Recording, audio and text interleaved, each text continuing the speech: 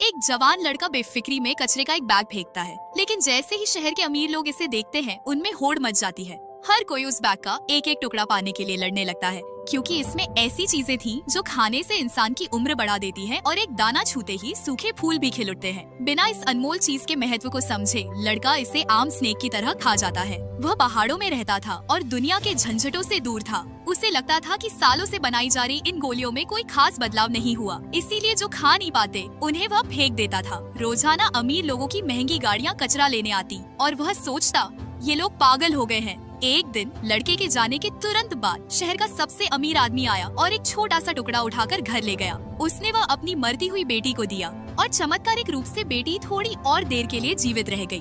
बेटी को पूरी तरह बचाने के लिए बेताब अमीर ने लोगों को भेजकर लड़के को पकड़ लिया और वादा किया कि अगर वह उसकी बेटी को पूरी तरह ठीक कर दे तो उसे कई 100 तोले के सोना का इनाम मिलेगा। लड़के को अपनी दवा की ताकत का अंदाजा नहीं था, लेकिन उसने मान लिया क्योंकि वह शादी के लिए कुछ पैसे जुटाना चाहता था। लेकिन जब अमीर की बेटी सामने लाई गई, लड़का दंग रह गया। उसका शरीर ठंडा और निर्जीव था, लगभग मरा हुआ। लड़के ने अमीर को सलाह दी कि किसी स्पिरिचुअल डॉक्टर को बुलाया जाए जो उसकी आत्मा को वापस ला सके।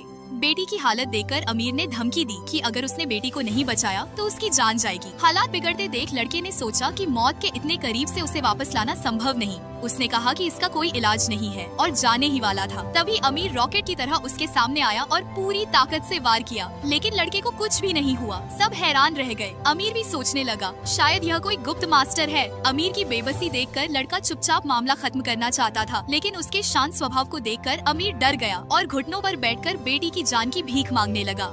मजबूरी में लड़के ने अपनी बनाई आंधी गोली निकाली। जो काम करेगी या नहीं, यह खुद भी नहीं जानता था।